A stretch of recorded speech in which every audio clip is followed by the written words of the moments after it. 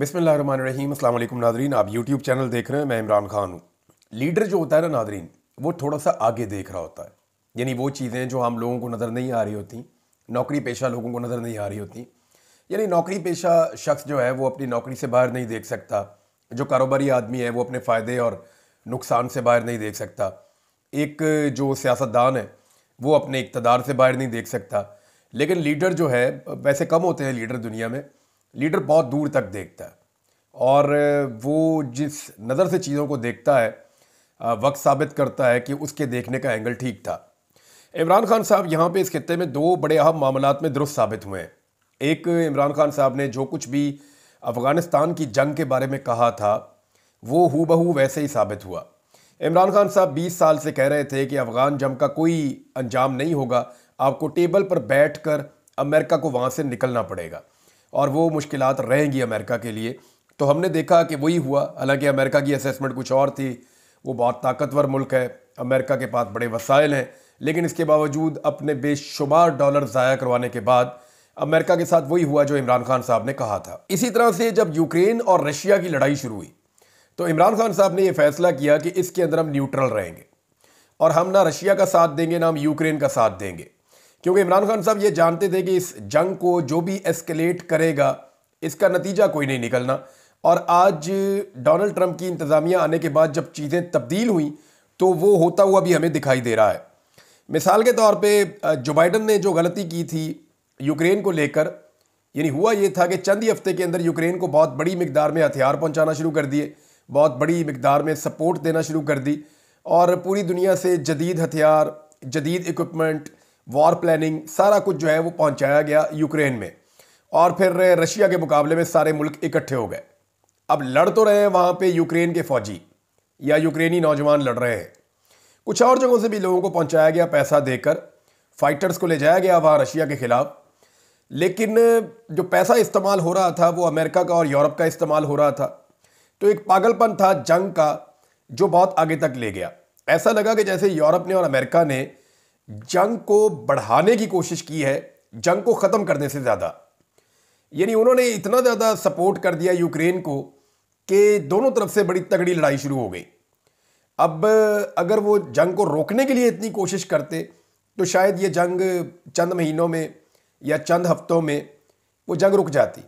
लेकिन अगर आप अदादोशुमार देखें तो इतना पैसा इस जंग पे लग चुका है कि इतना पैसा अगर इस खित्ते की तरक्की पे लगता तो पूरे खित्ते की किस्मत बदल जाती।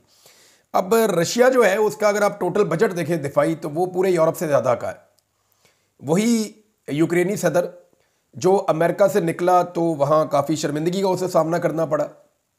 डोनाल्ड ट्रंप ने और अमेरिका के जो नायब सदर हैं, इन दोनों ने मिलके जिस तरह का सलूक किया यूक्रेन के सदर के साथ, उसके बाद जब वो यूरोप पहुँचे और बरतानिया पहुँचे तो 10 डाउनिंग स्ट्रीट के बाहर आकर वज़ीर आज़म जो बरतानिया के हैं उन्होंने रिसीव किया और बड़ा वार्म वेलकम किया।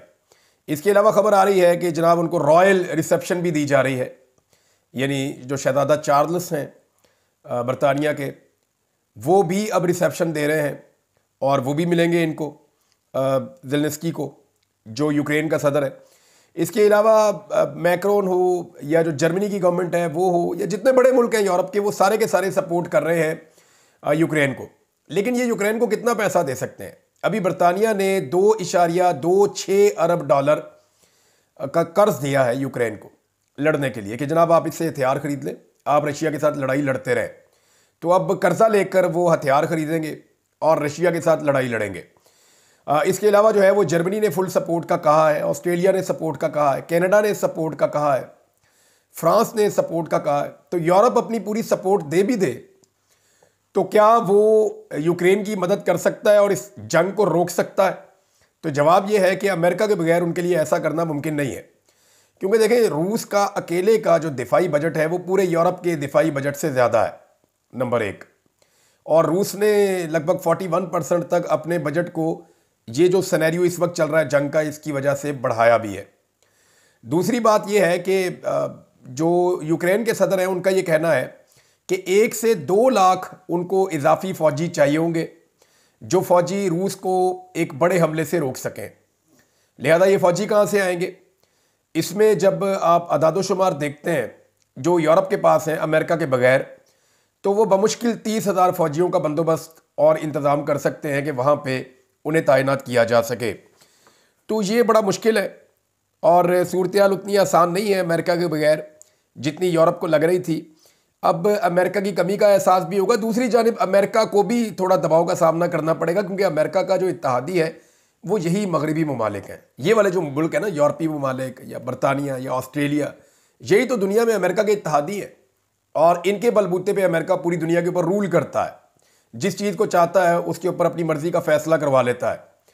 तो यहाँ अगर अमेरिका अपने आप को बाहर रखेगा तो अमेरिका के अपने ताल्लुकात भी कुछ हद तक मुतासर होंगे, क्योंकि यूक्रेन को लेकर जितनी बड़ी एक वॉर प्लानिंग की गई थी और जितने ज़्यादा यूक्रेन को लेकर जज्बाती हो गए थे यूरोपियंस, अब उनके लिए पीछे हटना और वापस जाना वो उस तरह से मुमकिन नहीं होगा। अमेरिका जंगबंदी कैसे करवाता है, रशिया को किन शराइत के ऊपर आमादा करता है और यूक्रेन जो है वो उसको इस जंग में क्या खोना पड़ता है, ये वो बड़े सवालात हैं जिनका जवाब हमें आने वाले दिनों में मिलेगा। इन चीज़ों के ऊपर हम नज़र रखेंगे। लेकिन जिस तरह वाइट हाउस में हुआ यूक्रेन के सदर के साथ, उस तरह तो अल्लाह करे किसी के साथ भी ना हो। लेकिन फिर उनकी इज्जत की कुछ हद तक बहाली यूरोप और बरतानिया ख़ास तौर पे पहुंचने पर हुई है। एक और नाजरीन खबर है और वो खबर है पाकिस्तान पीपल्स पार्टी के हवाले से। मैंने आपको पिछले वीलॉग में कहा था कि एक स्टेटमेंट दिया शर्जील इनाम मेमन साहब ने। अब उसी तरह का एक और स्टेटमेंट दिया है पाकिस्तान पीपल्स पार्टी के एक और रहनुमा ने। अब के जनाब सिंध के वजीर हैं नासिर हुसैन शाह साहब, ये पाकिस्तान पीपल्स पार्टी के बड़े अहम रहनुमा हैं सिंध से। उन्होंने ये स्टेटमेंट दिया। उन्होंने कहा जी फार्म 45 और फार्म 47 की बहुत बातें होती हैं, लेकिन अल्हम्दुलिल्लाह पीपल्स पार्टी के जितने लोग यहाँ बैठे हैं वो सब फार्म 47 वाले हैं। ये उनके मुंह से निकल गया, उनकी ज़बान फिसल गई। एक्चुअली वो फार्म 45 कहना चाह रहे थे। ये एजेंडा क्यों लेकर आ रही है पीपल्स पार्टी बार बार? देखिए, सिर्फ बात यहाँ नहीं रुक जाती, एक स्टेटमेंट और है, उसको अगर आप इसके साथ मिलाकर पढ़ेंगे तो फिर आपको पूरी बात समझ आ जाएगी। ये स्टेटमेंट है सैयद नवीद कमर साहब का।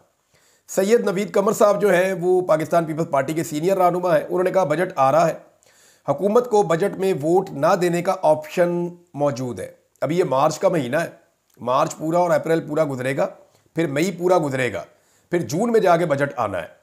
तो 3-3.5 महीने पहले वो ये बात क्यों कर रहे हैं कि हुकूमत को बजट में वोट ना देने का ऑप्शन मौजूद है, अगर हम वोट नहीं देंगे तो ये हुकूमत गिर जाएगी, हम सोच समझ कर फैसला करेंगे। सैयद नवीद कमर, ये हो क्या रहा है? पीपल्स पार्टी एक्चुअली ये बातें क्यों कर रही है, मैं आपको ये बता देता हूँ।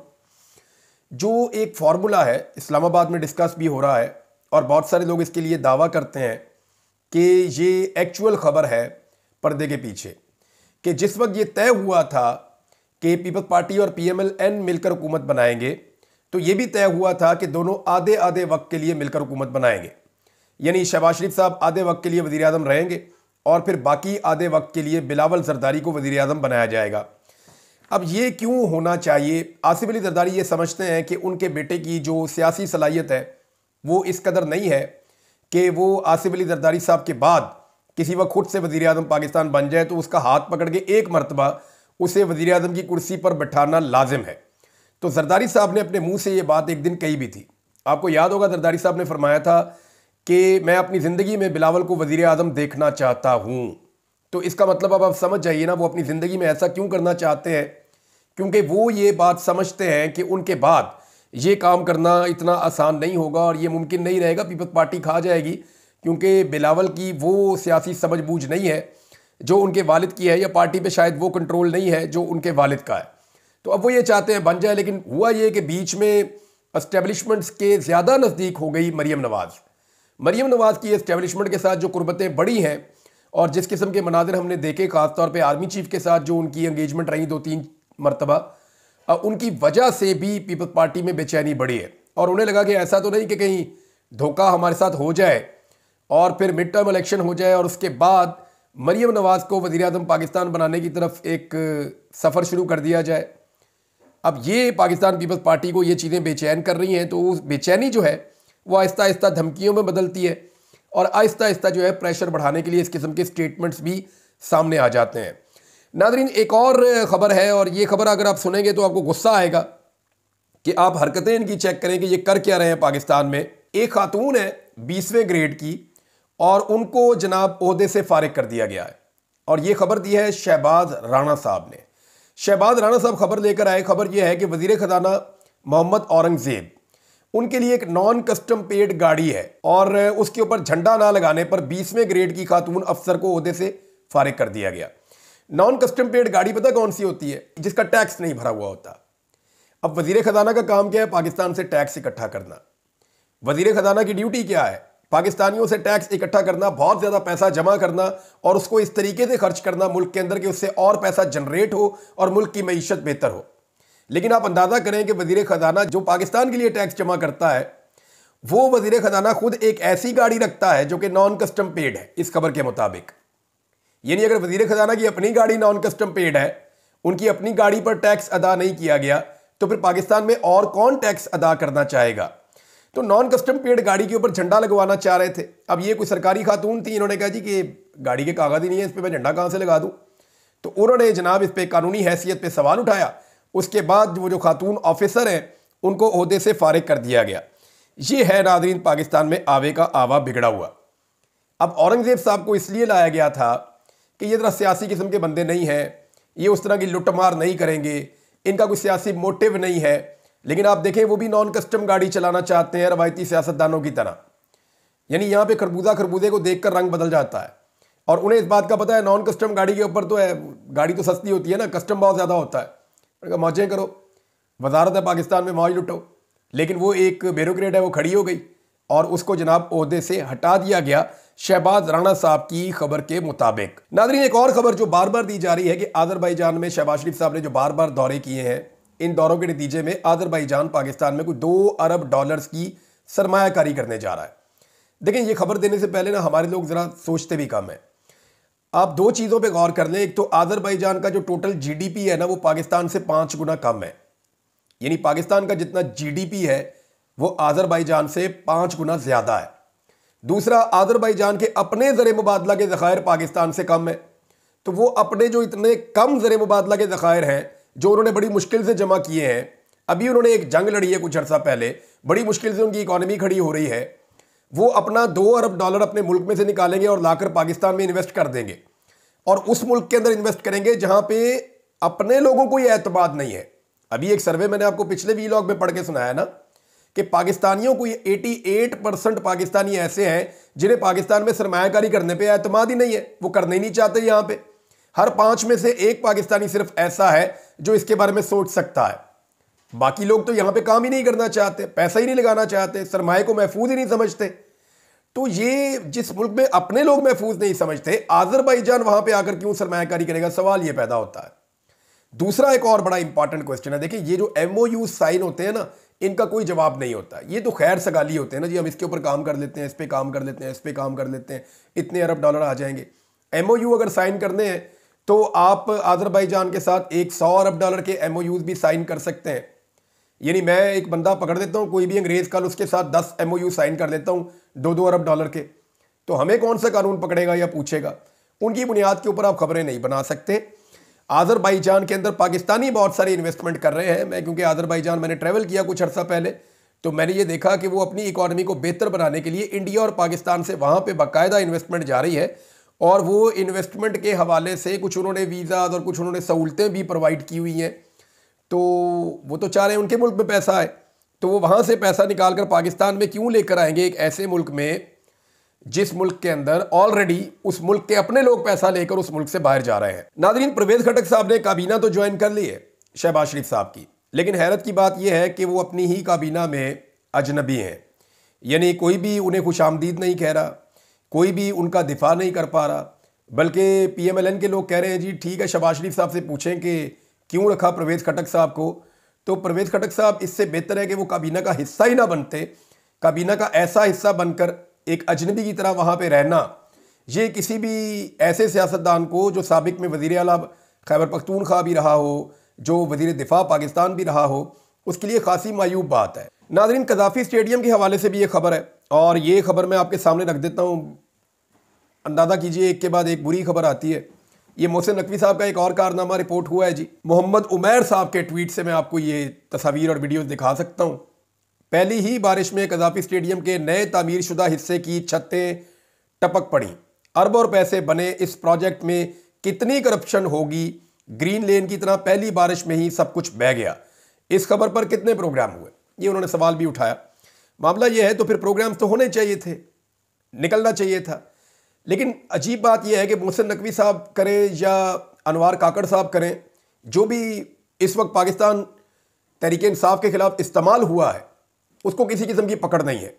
यानी मुझे नहीं लगता कभी इसकी इंक्वायरी होगी या कोई पकड़ा जाएगा या पूछा जाएगा कि जनाब कज़ाफ़ी स्टेडियम को आपने बनाया था, एक तो आपने जंगी बुनियादों के ऊपर बनाया, मे बी कोई डिज़ाइन में गलती रह गई, या मे बी कहीं पे गफलत हुई है, या जानबूझकर करप्शन हुई है, कुछ ना कुछ तो ऐसा हुआ जिसकी वजह से ये मनाजिर हम देख रहे हैं। इसी तरह आपको याद होगा निगरान हुकूमत में आटे का एक बहुत बड़ा स्कैंडल आया था, ये अरबों रुपए का स्कैंडल था और बड़ा खौफनाक स्कैंडल था। चीनी का एक स्कैंडल आया था, लेकिन उनके ऊपर कुछ भी नहीं हुआ, किसी ने एक लफ्ज़ तक नहीं बोला। और वजह यह है ना बोलने की और कोई एक्शन ना लेने की, क्योंकि पाकिस्तान तहरीक इंसाफ के खिलाफ ही सारा एक्शन होना है। ये पढ़ी लिखी बात है पाकिस्तान में, उसके अलावा किसी और के ऊपर कोई एक्शन होना नहीं है। नाज़रीन, पाकिस्तान तहरीक इंसाफ की खैबर पख्तूनख्वा की हुकूमत ने एक बहुत अच्छा कदम उठाया है, एक ज़बरदस्त फैसला किया है, और इस फैसले को जितना अप्रिशिएट किया जाए उतना कम है। खबर यह है जी कि सूबाई हुकूमत ने 9 मई के बाद दर्ज सियासी नौयत के मुकदमात वापस लेने का फैसला कर लिया है। यानी कैबिनेट ने यह फैसला किया है और काबीना के फैसले को फिर हुकूमत को अमल दरामद करवाना पड़ता है। और तय ये पा गया सूबाई हुकूमत की जानिब से कि 9 मई वाक़यात के बाद दर्ज होने वाले बेबुनियाद और सियासी नौयत के मुकदमात फौरी तौर पर वापस लिए जाएंगे। इस हवाले से प्रोसिक्यूटर्स को टास्क देते हुए मुकदमात का जायज़ा लेने की हदायत कर दी गई है। ये अली अमीन गंडापुर साहब की जो खैबर पख्तूनख्वा की हुकूमत है उनका एक बड़ा अहसन कदम है, ये अच्छा काम किया उन्होंने। बल्कि होना तो ये चाहिए कि किसी भी पॉलिटिकल पार्टी के ऊपर अगर मज़ीद भी कोई सियासी नौयत के मुकदमात वहाँ पे दर्ज हैं तो वो भी ख़त्म किए जाएँ। चाहे PTM के ऊपर गलत मुकदमात दर्ज हैं, चाहे वहाँ पे फजलुर रहमान साहब की पार्टी पे कोई गलत मुकदमात दर्ज हैं, PMLN या पीपल्स पार्टी या ANP, किसी के ऊपर भी सियासी नौयत के मुकदमात दर्ज हैं तो बग़ैर किसी इम्तियाज़ के तमाम सियासी नौयत के मुकदमात ख़त्म करने चाहिए। ये सिलसिला अगर खैबर पख्तूनख्वा की हुकूमत ने शुरू किया है तो उसके बाद फिर मीडिया दबाव डाल सकता है बाकी लोगों के ऊपर भी कि आप भी ऐसा ही करें। नाज़रीन, एक और अफसोसनाक खबर है और वो खबर बलूचिस्तान से है।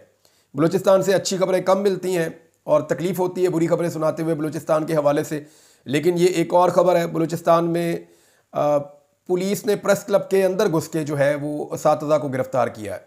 ये नौजवान उसातिज़ा हैं, ये एहतजाज कर रहे थे क्योंकि इन्होंने मुकाबले का इम्तिहान पास किया और अदालती फ़ैसलों के बावजूद इन्हें नौकरी नहीं दी गई। यानी अभी एक आदमी ने खुदकुशी की, आपने देखा, वो जो खुदकुशी किया लाहौर हाई कोर्ट में, उसके बाद क्या हुआ, चंद दिन लोग बात करेंगे उसके बाद भूल जाएंगे। अब ये भी अदालती अहकामात के साथ मौजूद थे और एक प्रेस कॉन्फ्रेंस करने के लिए आए थे प्रेस क्लब में कि जनाब हमें अदालती फैसलों के बावजूद नौकरी ना देने पर टीचर्स एहतजाज और प्रेस कॉन्फ्रेंस के लिए आए प्रेस क्लब में कोयटा में, और वहाँ अंदर घुसकर पुलिस ने उन्हें गिरफ्तार कर लिया। ऐसा कभी नहीं होता था कि पुलिस प्रेस क्लब के अंदर घुस जाए, ऐसा कभी नहीं होता था कि पार्लियामान के अंदर घुस जाए, ऐसा कभी नहीं होता था कि अदालत के अंदर घुस जाए। कुछ एहतराम हुआ करता था कुछ जगहों का, लेकिन वो एहतराम बदकिस्मती से अब ख़त्म कर दिया गया है। और ये जो बलोच उसातिज़ा है, ये नौजवान है, अब ये दरसो तदरीस के लिए काम करना चाहते हैं, तालीम के लिए काम करना चाहते हैं, तो इनके हाथों में किताबें, कलम, ये चीज़ें अच्छी रखती है। लेकिन जब आप इन्हें दीवार के साथ लगाएंगे, प्रेस क्लब में घुस घुस के इनको गिरफ्तार करेंगे, इनके साथ ज़्यादती करेंगे, इनको नौकरियां नहीं देंगे, तो आप इनसे क्या चाहते हैं? देखिए, बलूचिस्तान का नौजवान पहले ही बड़ा मायूस है, हमें उसका हाथ थामना है, हमें उसका सहारा बनना है और उसे मेन स्ट्रीम में लाकर पाकिस्तानियों की तरह, जैसे पूरे पाकिस्तान में हर जगह नौजवान की इज़्ज़त है, वैसे उन्हें भी इज़्ज़त और वक़ार के साथ पाकिस्तान के साथ मिलाकर चलाना है। और यही पाकिस्तान के आगे बढ़ने का एक तरीक़ाकार हो सकता है। लेकिन ये जो रवैया रखा गया है बदकिस्मती से, इस रवैये से तो फासले बढ़ेंगे ना, इस रवैये से शिकवे, शिकायतें और नफ़रतें बढ़ेंगी। तो इन रवैयों को तर्क होना चाहिए। बलूचिस्तान की गवर्नमेंट को होश के नाखून लेने चाहिए। इनको अगर फौरी तौर पे जॉब पे नहीं रख सकते तो कम से कम इनके साथ मुज़ाकरात करें, इनके साथ बात करें, इनको इज़्ज़त के साथ बिठाएं और कोई हल निकालें इस मसले का। अब तक के लिए इतना ही। अपना ख्याल रखिएगा, अपने इस चैनल का भी। अल्लाह हाफ़िज़।